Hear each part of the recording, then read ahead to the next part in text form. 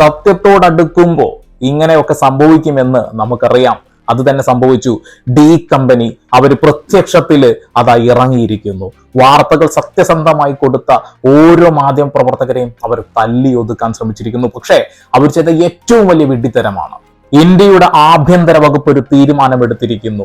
ഈ ധർമ്മസ്ഥലയിലെ കേസ് ഇനി അന്വേഷിക്കുന്നതിന്റെ ഭാഗമായിട്ട് തീവ്രവാദ വിരുദ്ധ സ്ക്വാഡ് ഇറങ്ങാൻ പോവുകയാണ് എന്നുള്ളത് ഏറ്റവും വലിയ വാർത്ത. ഈ വാർത്ത പരമാവധി ജനങ്ങളെത്തട്ടെ. അതുപോലെ തന്നെ 13-ാം പോയിന്റിലാണ് ഏറ്റവും കൂടുതൽ ആളുകളെ ഞാൻ കുഴിച്ചിട്ടത് എന്ന ആ മൊഴിയുടെ അടിസ്ഥാനത്തിൽ JCB കൊണ്ടല്ല മാന്തുന്നത്, ഗ്രൗണ്ട് പെനട്രേറ്റിംഗ് മെഷീൻ കൊണ്ടുവരാൻ പോവുകയാണ്. ഇത് വെച്ചുകൊണ്ട് അവിടെയുള്ള മുഴുവൻ അസ്ഥികളും പുറത്തേക്ക് കൊണ്ടുവരിക തന്നെ ചെയ്യും. ഈ വിഷയത്തിൽ ഇപ്പോഴെങ്കിലും കേന്ദ്രം ഇടപെട്ടതിൽ എനിക്ക് അഭിമാനം തോന്നുന്നുള്ളതാണ്. അതുപോലെ തന്നെ പോയിന്റ് 3-ൽ നിന്നും കാടിനകത്ത് നിന്നും 3 ഡെഡ് ബോഡികൾ കിട്ടി എന്നുള്ള ഒരു വാർത്തയും വരുന്നു. ഒന്നിൽ നിന്നും ഒന്നും കിട്ടുന്നില്ല എന്നുള്ളതായിരുന്നു ചില ആളുകളുടെ അജണ്ട. അതായത് അനാവശ്യമായിട്ട് ഈ വിഷയത്തിൽ ആ ഗുണ്ടകളുടെ കൂടെ അല്ലെങ്കിൽ ആ തീവ്ര മനോഭാവമുള്ള ഒരുപാട് സ്വപ്നങ്ങളുമായി നടന്ന പെൺകുട്ടികളെ കൊല വിളിച്ചവരുടെ കൂടെ നിൽക്കാൻ ആഗ്രഹിക്കുന്ന ഒരു കൂട്ടം മാധ്യമങ്ങൾ. ആ മാധ്യമങ്ങളെ ഞാൻ എന്ത് വിളിക്കണമെന്ന് എനിക്കറിയില്ല. സിദ്ധരാമയ്യക്ക് കൃത്യമായി SIT റിപ്പോർട്ട് വെച്ചിരിക്കുന്നു. അതിന്റെ ഭാഗമായിട്ട് അത് കേന്ദ്രത്തിന് കൈമാറി എന്നുള്ള ഒരു വാർത്ത കേൾക്കും. ഇത് നല്ല വാർത്തയാണ്, ശുഭകരമായ വാർത്തയാണ്. തീർച്ചയായിട്ടും ധർമ്മസ്ഥലയിൽ നിന്നും ഇനി കേൾക്കാൻ പോകുന്ന വാർത്തകളൊക്കെ ഞെട്ടിക്കുന്നതാകുന്ന കാര്യത്തിൽ ഒരു തർക്കവും വേണ്ട. ഒരു പക്ഷെ തീക്കൊള്ളി കൊണ്ടാണ് ഡി കമ്പനി തലചുറഞ്ഞത്. ഇനി അവിടെ പരിശോധനയ്ക്ക് മുന്നേ ഇന്ത്യൻ ആർമിയെ ഇറക്കുക തന്നെ വേണം. ഡി കമ്പനി അങ്ങനെ ഈ വിഷയത്തിൽ സപ്പോർട്ട് ചെയ്തുകൊണ്ട് ആ മരിച്ചുപോയവരുടെ നീതി നിഷേധിക്കാനാണ് കൂടെ നിൽക്കുന്നതെങ്കിൽ ഇന്ത്യൻ ആർമി ഇറങ്ങുക തന്നെയാണ് വേണ്ടത്. ഇത് ഇന്ത്യയിൽ തന്നെയാണ് നടക്കുന്നത് എന്നുള്ള ബോധം ഈ വീഡിയോ കാണുന്ന ഓരോ മനുഷ്യന്മാർക്കും വേണം. ഇവിടെ മരണപ്പെട്ടു പോയ ആളുകളിൽ ആകെ 1-2 ആളുകളുടെ ലിസ്റ്റ് മാത്രമാണ് കൃത്യമായിട്ടുള്ളത്. ബാക്കി ആരുടെ ലിസ്റ്റ് നമ്മുടെ കൈവശമില്ല എന്നുള്ളതാണ്. നമുക്ക് അനന്യ ഭട്ടിനെയും അതേപോലെ തന്നെ സൗജന്യക്കൊക്കെ എന്താണ് സംഭവിച്ചത് എന്നുള്ളതാ ഒരു ചുരുക്കം ഞാൻ പറയാം. 2012 ഒക്ടോബർ 9 17-കാരിയായിട്ടുള്ള സൗജന്യയെ കാണാതാവുകയാണ്. ധർമ്മസ്ഥല ക്ഷേത്ര ട്രസ്റ്റിന്റെ കീഴിലുള്ള ഉജ്ജിരിയിലെ SDM കോളേജിലെ PUC 2ാം വർഷ വിദ്യാർത്ഥിനിയായിരുന്നു സൗജന്യ എല്ലാ ദിവസവും 4:30 വീട്ടിലെത്തുന്നതാണ്. അന്ന് 5 മണിയായിട്ടും കാണാത്തതിന്റെ ഭാഗമായിട്ട് അച്ഛൻ ചന്തപ്പ ഗൗഡ തിരക്കി ഇറങ്ങുന്നു. വഴിയിൽ വെച്ച് സൗജന്യയുടെ അമ്മാവൻ, അതായത് സൗജന്യയുടെ അമ്മയുടെ അനുജനെ കാണുന്നു എന്നുള്ളതാണ്. അവരോട് തിരക്കുന്നു, സൗജന്യയെ വഴിയിൽ വെച്ചെങ്ങാനും കണ്ടിരുന്നു എന്നുള്ളത്. അവിടെ വളരെ നിർണായകമായിട്ടുള്ള ഒരു കാര്യം പറയുന്നു. നേത്രാവതി പുഴയുടെ തീരത്ത്, അതായത് സ്നാനഘട്ടത്ത് വെച്ച് 13-ാം പോയിന്റ് മാർക്ക് ചെയ്ത സ്നാനഘട്ടത്ത് വെച്ച് സൗജന്യം ഞാൻ കണ്ടതാണ്. ബസ് ഇറങ്ങി നടന്നു പോകുന്നത് ഞാൻ കണ്ടതാണ് എന്നുള്ളത്. അധികമൊന്നും പിന്നെ അവർ ചിന്തിച്ചില്ല. കാരണം ധർമ്മസ്ഥലയിൽ നടക്കുന്ന പല കാര്യങ്ങളും ചന്തപ്പ ഗൗഡക്ക് അറിയാമായിരുന്നു എന്നുള്ളതാണ്. നേരെ ബൽത്തങ്ങാടി പോലീസ് സ്റ്റേഷനിലേക്ക് അവർ പരാതിയുമായിട്ട് പോകുന്നു. പരാതി അവിടെ രേഖപ്പെടുത്തുന്നു. പോലീസുകാർ ഒരു ഗൗരവവും കാണിക്കാതെ പറഞ്ഞൊരു വാക്കുണ്ട്, അവരുടെ ഒരു ഫോട്ടോ തരിക, എന്നിട്ട് നിങ്ങൾ പോവൂ, ഞങ്ങൾ അന്വേഷിച്ചോളാം എന്നുള്ളത്. അത് കേട്ട് അവര് സങ്കടത്തോട് തിരിഞ്ഞു നടക്കുന്ന സമയത്ത് പോലീസുകാരൻ ഒരു വാക്കും കൂടി പറഞ്ഞു, അവരുടെ പുസ്തകങ്ങളൊക്കെ ഒന്ന് പരിശോധിച്ചോളൂ, വല്ല കാമുകന്റെ കൂടെ മറ്റോ പോയതാണെങ്കിലോ എന്നുള്ളത്. ആ വാക്ക് കേട്ട അമ്മ ആകെ തകർന്നു. ആ രാത്രി അവരെ ഒരു പോള കണ്ണടച്ചിട്ടില്ല. കാട്ടിൽ കയറി ഇറങ്ങി നാട്ടുകാരും വീട്ടുകാരും എല്ലാം തെരച്ചിൽ നടത്തുന്നു. പക്ഷെ സൗജന്യയെ കിട്ടിയില്ല. പിറ്റേ ദിവസമാണ് സൗജന്യയുടെ പിച്ചി ചിന്തപ്പെട്ട ശരീരം കാടിനുള്ളിൽ നിന്ന് കിട്ടുന്നത് എന്നുള്ളതാണ്. അതിക്രൂരമായി പീഡിപ്പിക്കപ്പെട്ട നിലയിൽ വസ്ത്രം പോലും ഇല്ലാതെ കിടക്കുന്നു. പോലീസ് സ്റ്റേഷനിലേക്ക് പിന്നെയും അവർ പോവുകയാണ്. പോലീസുകാർ പറയുന്നു അന്വേഷിക്കാം എന്നുള്ളത്. അവിടെ നിന്നും 24 മണിക്കൂറിനുള്ളിൽ തന്നെ ആ ശരീരത്തിൽ നിന്നും ആത്മാവ് വിട്ടുപോയി അധികം വൈകാതെ തന്നെ ഒരു പ്രതിയെ അവർ പിടിക്കും. ആ പ്രതിയെ കണ്ടപ്പോൾ ഉടനെ തന്നെ ആ വീട്ടുകാർ ഉച്ചത്തിൽ പറഞ്ഞു അവൻ അത് ചെയ്തിട്ടുണ്ടാവില്ല എന്നുള്ളത്.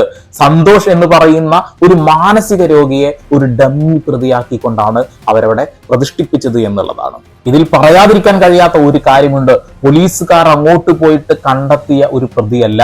യഥാർത്ഥ പ്രതികൾ ഈ ഒരു മനുഷ്യനെ പിടിച്ചുകൊണ്ടുപോയി പോലീസിനെ ഏൽപ്പിച്ചു എന്ന് തന്നെയാണ് ചന്തപ്പ ഗൗഡയും സൗജന്യയുടെ മാതാപിതാക്കളും നാട്ടുകാരും എല്ലാം പറഞ്ഞത്. പക്ഷേ പോലീസുകാരത് ചെവി കൊണ്ടില്ല. കോടതിയിലെത്തിയപ്പോ ജഡ്ജ് ഒരു കാര്യം ചോദിക്കുന്നു, ഈ ഒരു മനുഷ്യൻ ഒറ്റയ്ക്കാണോ ഇത് ചെയ്തത് എന്നുള്ളത്. അവിടെ നിന്ന് തന്നെ കോടതിക്ക് കാര്യങ്ങൾ മനസ്സിലാകുന്നു. 4-5 പേരുടെ സ്പേം ഈ ഒരു ഡെഡ് ബോഡിയിൽ നിന്നും കിട്ടിയിട്ടുണ്ടായിരുന്നു. പക്ഷെ അതൊന്നും പോലീസുകാർ പരിശോധിക്കാൻ പോലും കൊണ്ടുപോയില്ല. അതുകൂടാതെ തന്നെ ഒന്നിൽ കൂടുതൽ ആളുകളോ, അത് 2, 3, 4 ആളുകളാവാം ഈ ഒരു പെൺകുട്ടിയെ ബലാത്സംഗം ചെയ്തത് എന്ന് പോസ്റ്റ്മോർട്ടം റിപ്പോർട്ടും വന്നു. ആദ്യമായിട്ട് ഇന്ത്യയിൽ CBIക്ക് വളരെ വളരെ എളുപ്പത്തിൽ കണ്ടെത്താൻ കഴിയുന്ന ഒരു കേസിൽ, ദൃക്സാക്ഷികൾ പോലുമുള്ള ഒരു കേസിൽ അവർ പറയുന്നു ഇത് വഴിമുട്ടി, ഞങ്ങൾക്കത് അന്വേഷിക്കാൻ കഴിയുന്നില്ല എന്നുള്ളത്. ഒരുപാട് സങ്കടത്തോട് കൂടിയിട്ട് വർഷത്തോളമായിട്ട് അവർ സങ്കടപ്പെട്ട് കരഞ്ഞുകൊണ്ടിരിക്കുകയാണ് ഒരു നീതിക്ക് വേണ്ടിയിട്ട്. ഇതാണ് സൗജന്യ കേസിൽ നടന്നത്. ഇപ്പൊ നമ്മൾ കേട്ടുകൊണ്ടിരിക്കുന്ന ഒരു കാര്യമാണ് ഡി കമ്പനിയുടെ അഴിഞ്ഞാട്ടം എന്നുള്ളത്. അതായത് ഡി കമ്പനി എന്ന് പറയുന്നത് ഒന്നോ രണ്ടോ ആളുകളല്ല, അവിടെയുള്ള ഒരുപാട് ആളുകൾ ചേർന്നതാണ് എന്നുള്ളതാണ്. ഇന്ത്യ എന്ന മഹാരാജ്യത്ത് ഇരട്ട ഭരണം നടക്കുന്ന, രണ്ട് ഭരണമുണ്ടോ എന്ന് പോലും തോന്നുന്ന രീതിയിലാണ് അവിടെ എന്നാണ് ആളുകൾ പറയുന്നത്. അതായത് രാജഭരണമെല്ലാം അവസാനിച്ചിട്ടും രാജാവിന് വേണ്ടിയിട്ട് അടിമപ്പണി എടുക്കുന്ന ഒരു കൂട്ടം ആളുകൾ എന്നാണ് കമന്റ് ബോക്സിൽ നിറഞ്ഞിരിക്കുന്നത്. ഒരുപക്ഷെ എന്തിനാകാം ഇവര് അവിടെയുള്ള മാധ്യമ പ്രവർത്തകരെ തല്ലി ഓടിച്ചിട്ടുണ്ടാവുക. സത്യം, അത് തൊട്ടറിഞ്ഞാൽ പൊള്ളും, പൊള്ളിക്കഴിഞ്ഞാൽ പിന്നെ അവരൊക്കെ വെന്തതിൽ വെണ്ണീറായി പോകുന്നതാണ്. ഇനി രണ്ടാമത്തെ കേസായിട്ടുള്ള അനന്യ ഭട്ടിന്റേത്. ഒരുപക്ഷെ അനന്യ ഭട്ടിന്റെ കേസാണ് ആദ്യം നടന്നിട്ടുള്ളത്, 2004 പിന്നെ എന്തുകൊണ്ട് ഈ ഒരു സമയത്ത് ചർച്ചയാവുന്നു എന്നുള്ളതാണ്. അതായത് അനന്യ ഭട്ട് എന്ന് പറയുന്ന ഈ ഒരു പെൺകുട്ടി മണിപ്പാൽ യൂണിവേഴ്സിറ്റിയിൽ MBBS വിദ്യാർത്ഥിനിയായിരുന്നു എന്നുള്ളതാണ്. സുഹൃത്തുക്കളുമൊത്ത് ഈ ധർമ്മസ്ഥലയിലേക്ക് വന്നതാണ്. അങ്ങനെ ധർമ്മസ്ഥലയിൽ വെച്ച് ക്ഷേത്രത്തിന്റെ അടുത്ത് എവിടെയോ വെച്ച് ഈ ഒരു പെൺകുട്ടിയെ കാണാതായി എന്നുള്ളതാണ് കൃത്യമായിട്ട് അവരുടെ കൂട്ടുകാരികൾ മൊഴി പറഞ്ഞിട്ടുള്ളത്. ഉടനെ തന്നെ അമ്മയെ വിളിച്ചു പറയുന്നു, അവിടെ എല്ലാ ഇടങ്ങളും തിരയുന്നു. അമ്മ അവിടെ വന്ന് തിരഞ്ഞ് പോലീസ് സ്റ്റേഷനിൽ ഒരു പരാതിപ്പെട്ട് തിരിച്ചു വരുന്ന വഴിയിൽ അവരെ ഡി കമ്പനി ഗുണ്ടകൾ വന്ന് ആക്രമിക്കുകയാണ്. 4 മാസത്തോളം ICUവിൽ ബോധമില്ലാതെ അവർ കിടന്നു എന്നുള്ളതാണ്. സ്വന്തം മകൾക്ക് വേണ്ടി പിന്നീട് അങ്ങോട്ട് അവർ പടപൊരുതാനുള്ള തയ്യാറെടുത്ത് മുന്നോട്ട് വന്നപ്പോൾ അവരെ നിരന്തരമായി ഭീഷണി കോളുകളാണ്. ഒരു ദിവസം കണ്ണു തുറന്നു നോക്കുമ്പോൾ സ്വന്തം വീട് നിന്ന് എരിഞ്ഞ് കത്തുന്നതാണ് കാണുന്നത്. ജീവൻ കൊണ്ട് അവിടെ നിന്ന് ഓടുന്നു. ആ വീട്ടിലുള്ള മുഴുവൻ രേഖകളും കത്തി നശിക്കുന്നു. അനന്യ ഭട്ടിന്റെ സർട്ടിഫിക്കറ്റും അവരുടെ എല്ലാ രേഖകളും അതിൽ കത്തി അമരുകയാണ്. പിന്നീട് ഭയം കൊണ്ട് അവർ ഒന്നും പറയാതെ മിണ്ടാതെ മാറി നിന്നു എന്നുള്ളതാണ്. 20 വർഷങ്ങൾക്ക് ശേഷം ഈ ഒരു കേസ് കുത്തിപ്പൊന്തുന്നു. SIT കേസ് അന്വേഷിക്കുന്നു. ഒരുപക്ഷെ ഇന്നോ നാളെയായിട്ട് കേന്ദ്രം അന്വേഷിക്കാനും കൂടി പോകുന്നു എന്നുള്ള വാർത്തയാണ് കേൾക്കുന്നത്. ആ ഒരു സമയത്ത് അവർക്ക് ധൈര്യം വരികയാണ്, കഴിയുമെങ്കിൽ എൻ്റെ മകളുടെ അസ്ഥികളെങ്കിലും ഒന്ന് തരാൻ കഴിയുമോ എന്നാണ് ചോദിക്കുന്നത്. അതായത് അവർക്കൊന്ന് കർമ്മമെങ്കിലും ചെയ്യാൻ. അവർ പരാതികളൊക്കെ പിൻവലിക്കുന്നു. ഭയം കൊണ്ട് അവർ ജീവനും കൊണ്ടോടുകയാണ്. മകളുടെ അസ്ഥിയെങ്കിലും തരൂ, ഞങ്ങൾക്ക് കർമ്മം ഒന്ന് ചെയ്യാനാണ് എന്നുള്ളത്. എത്ര ഭയാനകമായിട്ടുള്ള കാര്യങ്ങളാണെന്ന് ആലോചിച്ച് നോക്കിയേ. ഇതൊക്കെ കാണുമ്പോ അനന്യ ഭട്ട് എന്റെ പെങ്ങളല്ല, നിങ്ങളുടെ പെങ്ങളല്ല, നിങ്ങളുടെ മക്കളല്ല, നിങ്ങളുടെ ആരുമല്ല. സൗജന്യമായിട്ട് നിങ്ങൾക്ക് യാതൊരു ബന്ധവുമില്ല. അതേപോലെ തന്നെ പത്മലത എന്ന ഒരു മലയാളി ഉണ്ട്, അത് നമ്മുടെ ആരുമല്ലല്ലോ. അപ്പോ ആർക്കും ഒന്നും പറയാനില്ലല്ലോ. ഈ ഒരു ശുചീകരണ തൊഴിലാളിക്ക് ഏറ്റവും കൂടുതൽ സങ്കടം തോന്നിയ ഒരു കാര്യം എന്താ വെച്ചിട്ടുണ്ടെങ്കിൽ 2010 ഒരു പെട്രോൾ പമ്പിന് അടുത്ത് കുഴിച്ചിട്ട 13കാരിയായിട്ടുള്ള സ്കൂൾ യൂണിഫോമിലുള്ള അതിക്രൂരമായി പീഡിപ്പിക്കപ്പെട്ട ഒരു പെൺകുട്ടിയുടെ ശരീരം മറവ് ചെയ്തതാണ്. അങ്ങനെ ഒരുപാട് പെൺകുട്ടികൾ, ഈ പെൺകുട്ടികളൊക്കെ ഇന്ത്യയുടെ മക്കളായിരുന്നു, ഇതൊക്കെ ഇന്ത്യക്കാരായിരുന്നു എന്നുള്ള ബോധം ഈ വീഡിയോ കാണുന്ന ഓരോ മനുഷ്യനും വേണം. കേരള വസ്ത്രം ധരിച്ച പെൺകുട്ടികളെയും ഞാൻ കുഴിച്ചു മൂടിയിട്ടുണ്ട് എന്ന് ആ ശുചീകരണ തൊഴിലാളി പറഞ്ഞിട്ടുണ്ട്. അത് നിങ്ങളെ കുലുക്കുകയില്ല എന്ന് എനിക്കറിയാം. കാരണം നിങ്ങൾക്ക് വേണ്ടത് ഇപ്പോൾ എന്തൊക്കെയാണ് എന്ന് നമുക്ക് കാണാൻ കഴിയുന്നുണ്ട്. അത് വീഡിയോ ചെയ്യുമ്പോൾ കൃത്യമായിട്ട് പ്രതിഫലിക്കുന്നതും എനിക്ക് കാണാൻ കഴിയുന്നുണ്ട്. അയാൾക്ക് കാലങ്ങളോളം ഉറക്കം നഷ്ടപ്പെടുകയാണ്. അയാൾ ഇവിടെ നിന്ന് ഓടി രക്ഷപ്പെടുകയാണ്. സംസാരിച്ചാൽ വാ തുറന്നാൽ കൊല്ലുമെന്ന് ഉറപ്പുള്ള കാര്യം. ഇത്ര പ്രത്യക്ഷത്തിൽ അവർ ഇവിടെയുള്ള മാധ്യമങ്ങളെ തല്ലി ഓടിച്ചിട്ടുണ്ട് എങ്കിൽ അവരുടെ പവർ ഒന്ന് ആലോചിച്ച് നോക്കണം. തലയിൽ ചാണകമാണോ എന്നുള്ളതാണ് എനിക്ക് വലിയ സംശയം. അല്ലെങ്കിൽ ബുദ്ധിയുള്ളവരാണ് എങ്കിൽ ഈ ഒരു കാര്യമല്ല ചെയ്യുക, മിണ്ടാതെ മാറിയിരിക്കുകയാണ് ചെയ്യുക. പക്ഷെ അവർക്ക് ബുദ്ധിയുമില്ല, വിവേകവുമില്ല എന്ന് ഈ വിഷയം കണ്ടപ്പോൾ തന്നെ മനസ്സിലായി. ഇതെല്ലാം കൈകൊണ്ട് അടിച്ചമർത്താൻ കഴിയുമെന്നാണ് അവർ വിചാരിക്കുന്നത്. പക്ഷേ ഇന്ത്യയിൽ ഒരു ഭരണകൂടമുണ്ട്, ഒരു ഭരണഘടനയുണ്ട്, ഇന്ത്യക്കാരെ സംരക്ഷിക്കാൻ ഇന്ത്യൻ ആർമിയുണ്ട് എന്നുള്ള ബോധം അവർക്കില്ലാതെ പോയി. ധർമ്മസ്ഥലയിൽ കുഴിച്ചു മൂടിയ സത്യങ്ങളെല്ലാം പുറത്തു വരുമ്പോൾ നുണകൾ മണ്ണിനടിയിലേക്ക് ഇങ്ങനെ പതുക്കെ താഴ്ന്നു പോകുന്നത് നമ്മൾ കാണുന്നുണ്ട്. സത്യം തൊട്ടറിയുമ്പോൾ രാജാവിന്റെ അടിമകൾ നിന്ന് കുരയ്ക്കുന്നതും നമ്മൾ കാണുന്നുണ്ട്. രാജ്യത്തെ ഞെട്ടിച്ച വാർത്ത കേൾക്കുമ്പോഴും കഴുകന്മാര് മൗനം ഇങ്ങനെ തുടർന്നുകൊണ്ടേയിരിക്കുന്നു എന്നുള്ളതാ.